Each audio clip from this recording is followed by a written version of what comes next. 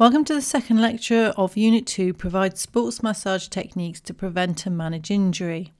In this section we are going to look at the application of soft tissue techniques and the 10-second press test. There are various things you need to think about while providing treatment, and much of this is a recap from your Level 3. Some things will be even more important than they were in the Level 3, so let's work our way through them. The position of the client is particularly important with these techniques. It is always important your client is comfortable, dignity maintained and joints protected, but even more so with these advanced techniques. Muscles will respond best when they are as relaxed as they can be, but with techniques like positional release, it's paramount these muscles are in a relaxed position.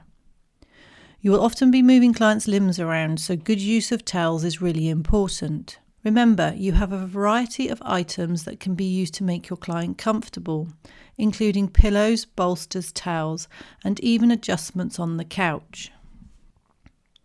Client comfort and muscle relaxation is not the only reason to get the right position. You need to think about the muscles you are treating and the technique you are using, and getting the right position will mean you can effectively deliver the technique you want. This means you need to know where the muscle is you want to treat and its origins and insertions, allowing you to decide the best position to approach it from. The next thing you need to think about is your comfort and safety. Obviously you'll want a long career, but you'll also want to make it to the end of the treatment.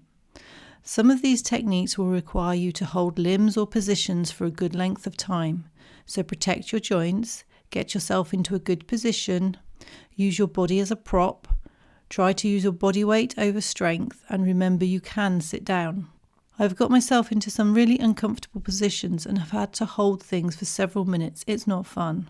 As with Level 3, you need to be vigilant and look for your client's feedback.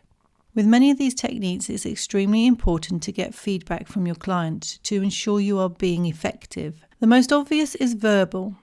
Ask your client feedback and listen to what they say, and also the way they say it. Some people think no pain, no gain, so will tell you everything is okay when it really isn't. Next is visual cues. This will be body language, eye contact, facial expressions. Also look for things like curling up of the toes or tensing other areas of the body to cope with the discomfort. And finally, there is kinesthetics. This is the tissue's response you feel under your hands, muscle tightness or physically recoiling or pulling back from you. Also resisting movements you are trying to take them into. The more advanced your techniques, the more you have to be aware of the client and the tiny responses. The more you need to be aware of yours and your client's position. Moving on to the 10-second press test. If you did your Level 3 with the School of Sports Massage, we have already taught you this. We will go through it again as the options of treatment have changed and also the pain scales will have changed.